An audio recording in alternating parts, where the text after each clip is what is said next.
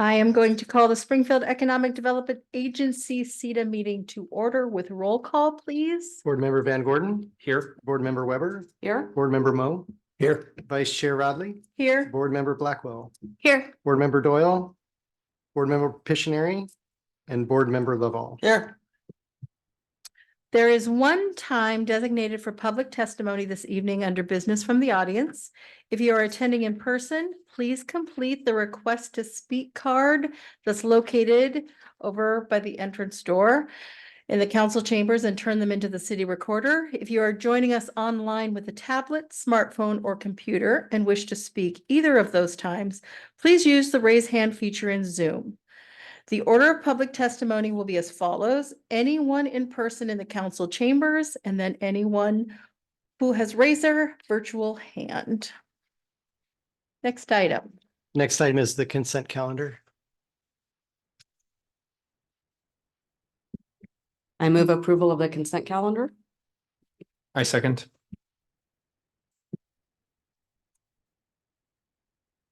Roll call, please. Would you like roll call? Yes, please. Board Member Van Gordon. Yes. Board Member Weber. Yes. Board Member Moe. Yes. Vice Chair Rodley. Yes. Board Member Blackwell. Yes. Board Member Doyle. Chair Pictionary. Board Member Laval. Aye. Thank you very much. All right, next item, please. Next item is communications. Item number 1 is business from the audience. I have a card coming to me. Thank you. Okay, I'll give AJ a minute to get back to her seat since she's timing folks. All right, first I'd like to call Jenna Fribley.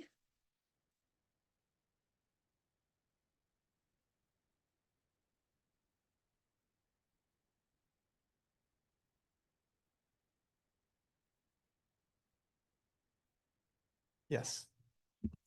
Okay. Now I'm going. Okay. Hi, I'm Jenna Fribley. I'm your friendly local architect at 341 Main Street in downtown Springfield.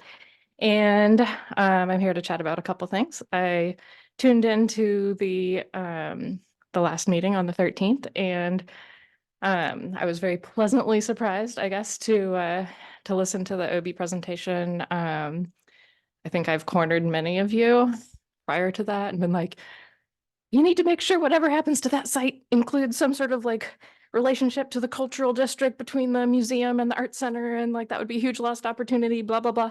So thank you. I'm very excited that that is on the table, at least conceptually. And then just one follow-up on that, there were some comments about kind of saddling that project with trying to incorporate parking on site, and it's just not that big of a project.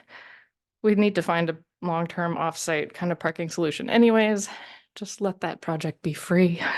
Okay, so then going on to tonight's discussion. I don't know if you all have had time to dig thoroughly through this packet. I dug through it. So this will make sense later, I'm sure, when you do go through it. But a few things about the recommendations for the properties to be discussed tonight. I only have a minute and 43. Okay.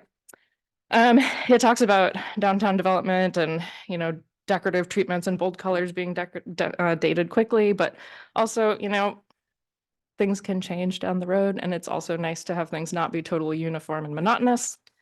Okay. Also, oh, that one's more parking. Okay. 765 A Street Memorial Building. The proposal is to potentially probably redevelop that site in this packet.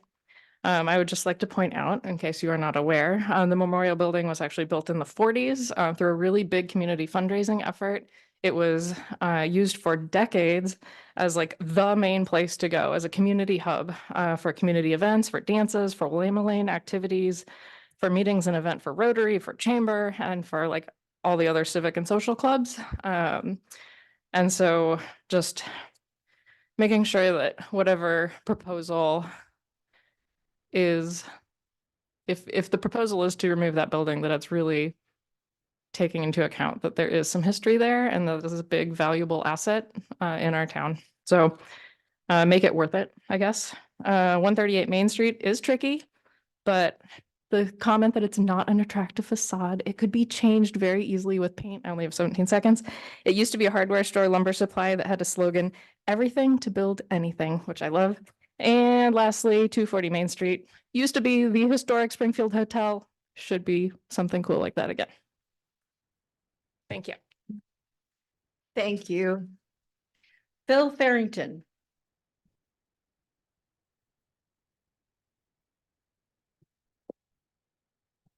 Good evening. My name is Phil Farrington. I'm the Planning and Land Use Development Director, Real Estate Development Director at CDC Management Corp. In Eugene, representing the owners of the property at the southwest corner of Fifth and A Street.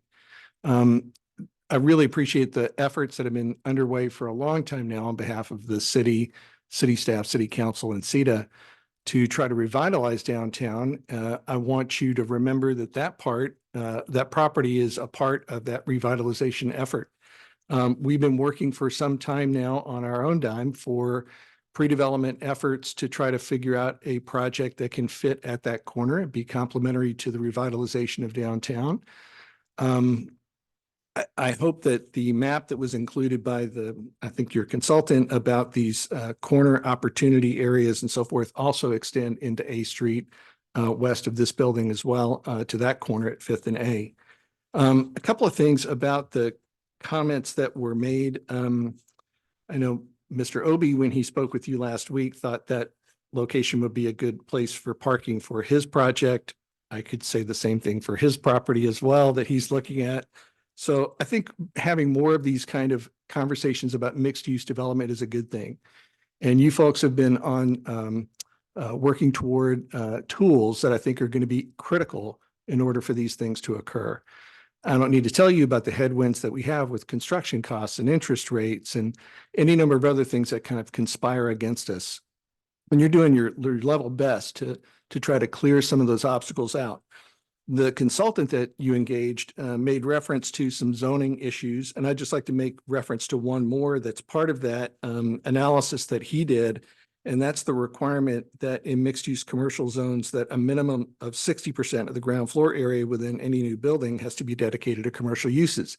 And how that is defined of what commercial uses do or don't count, I would suggest that really use should not be a factor. It should be more of a design factor that he's trying to describe in his memo that's most important.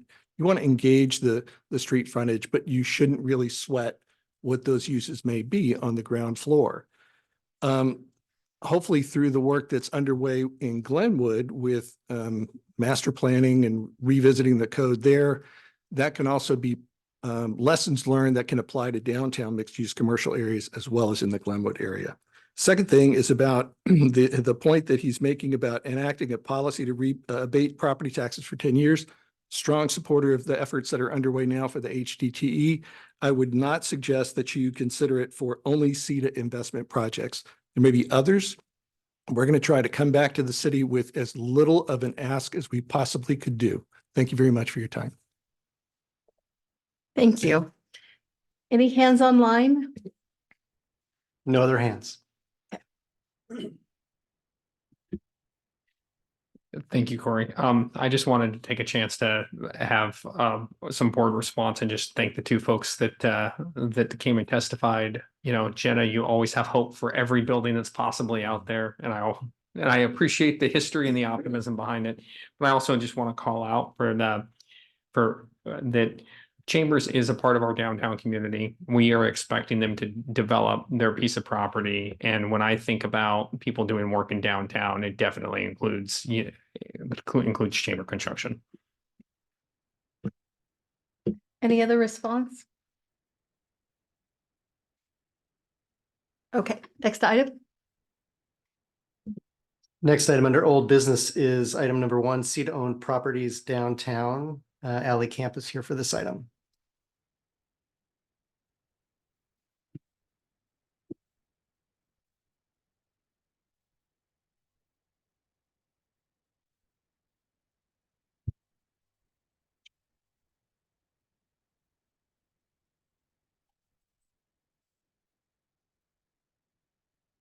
Thank you. Oh dear.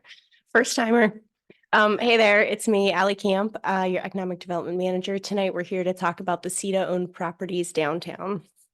Right now, SEDA owns 4 properties downtown. You'll see them on the map, and I was just brought to my attention that 236 and 240, they're correctly numbered. They're a couple blocks west, though. Thank you, Phil. We're here to talk about the 4 properties highlighted on the map on your screen.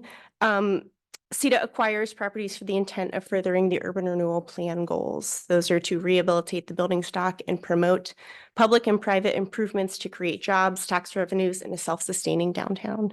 To achieve these plan goals, agencies typically buy and disposition property. The urban renewal plan states the following dispositioning options, and these are just an FYI for you right now: sale, lease, exchange, and other appropriate means. I'm going to be presenting a lot of information on each property for y'all tonight to discuss. I hope it primes you for your discussion, and what I'd like for y'all to think about is which properties you would like to have an appraisal for to gather more information and discuss next steps. Interest on properties to discuss next steps on. Not all properties need to be next stepped. There's always the do nothing option, or to let things continue as they are. Please keep tonight's conversation focused on SEDA-owned properties only.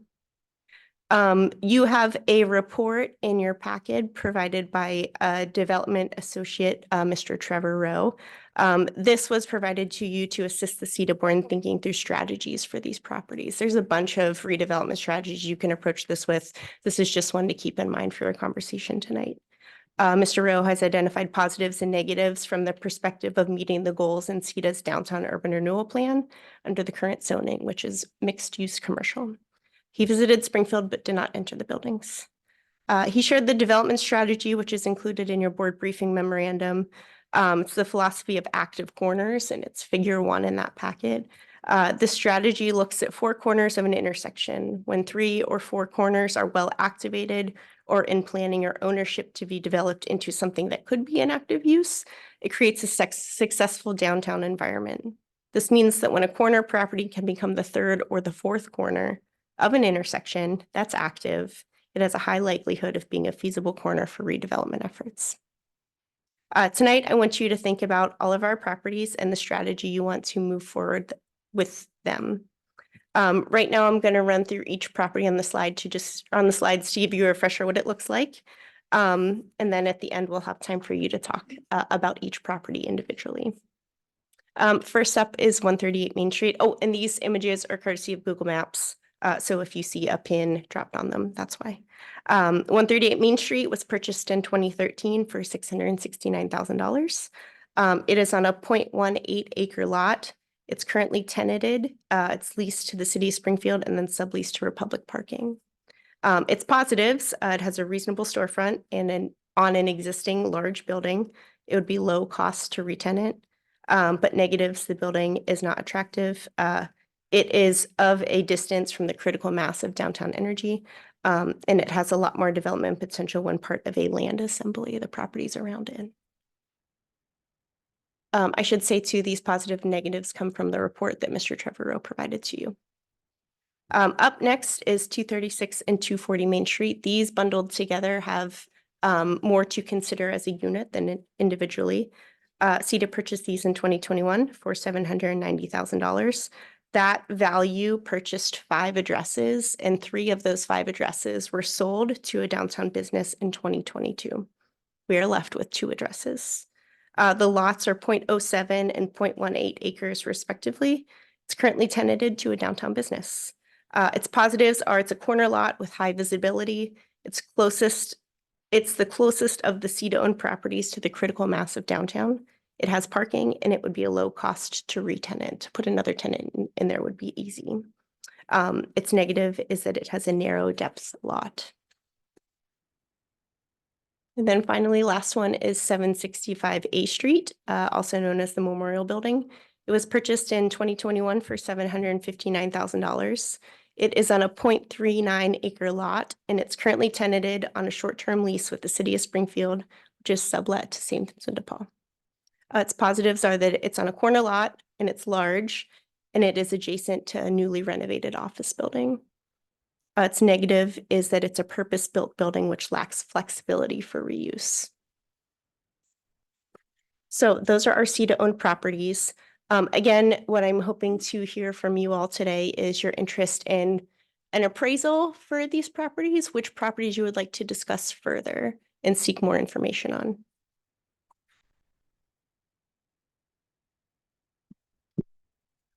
All right, I'm gonna open for questions, comments.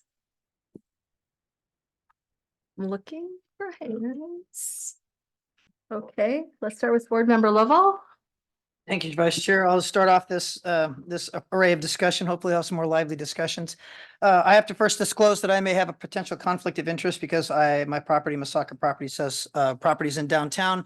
But I think for the discussionary nature of this particular issue, we can offer comment without any conflict.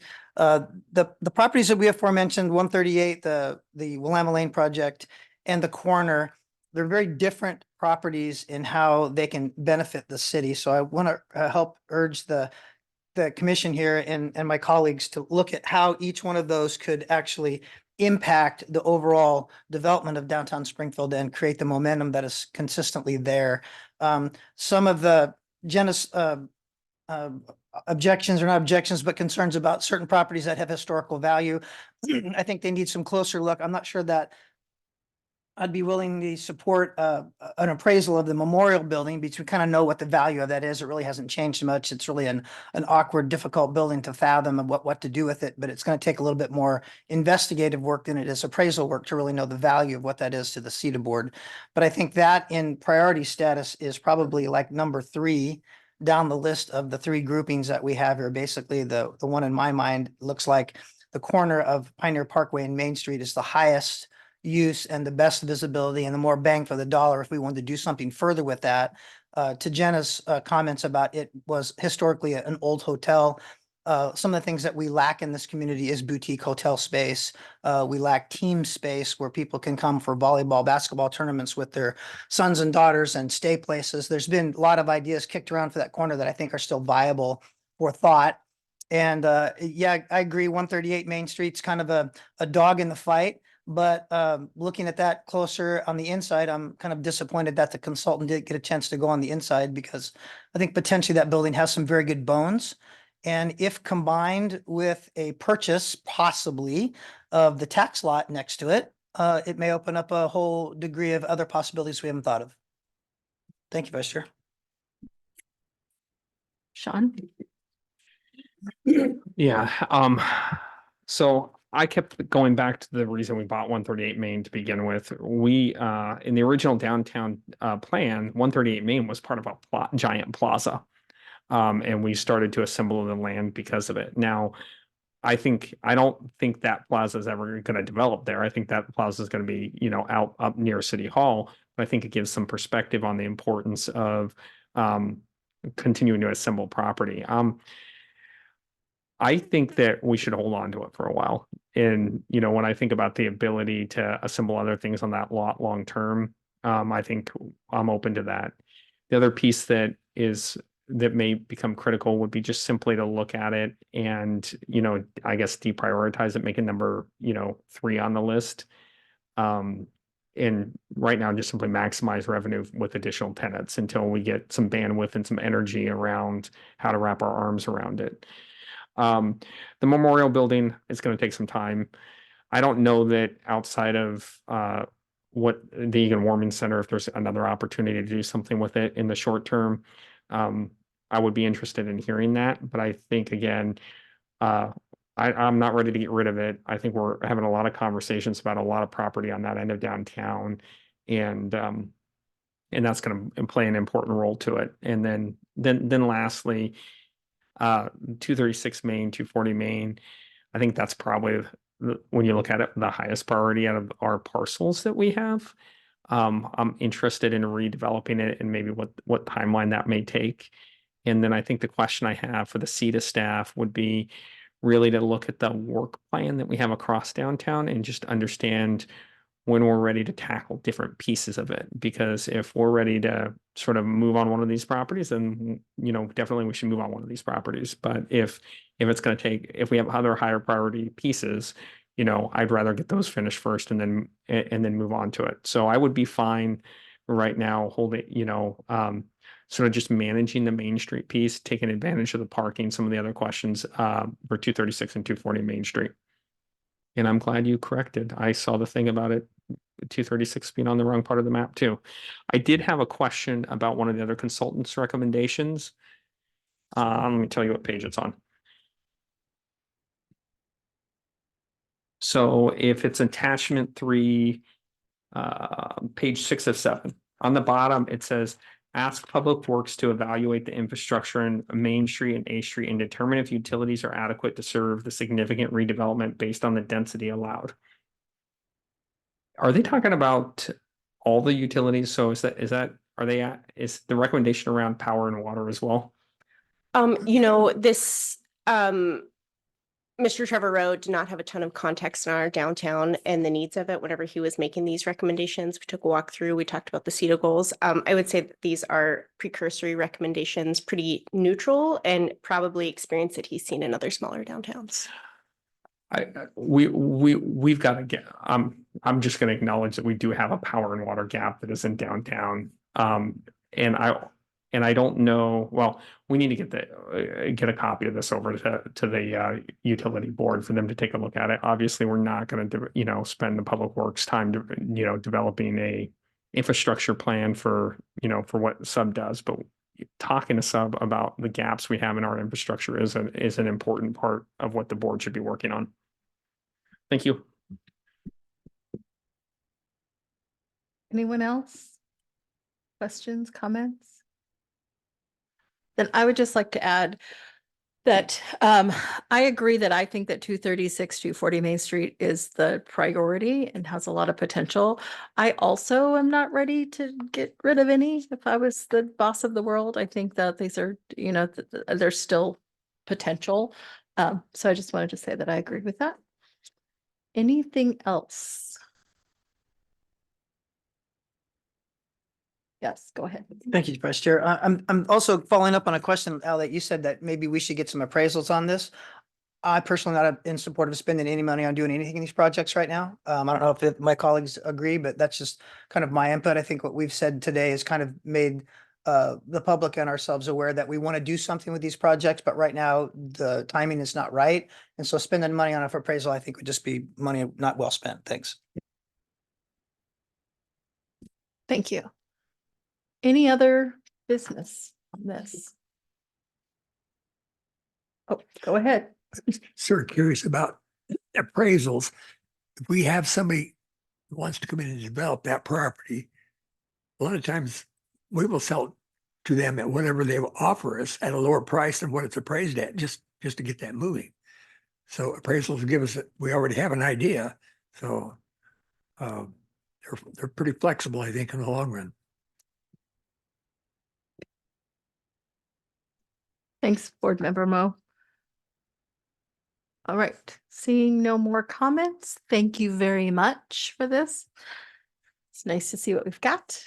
And I do appreciate the looking at the corners. I think that's an interesting way for us to be thinking about development as things are starting to really evolve. Next item, or is that it? No other items. All right, the SEDA meeting is adjourned. Thank you, everyone.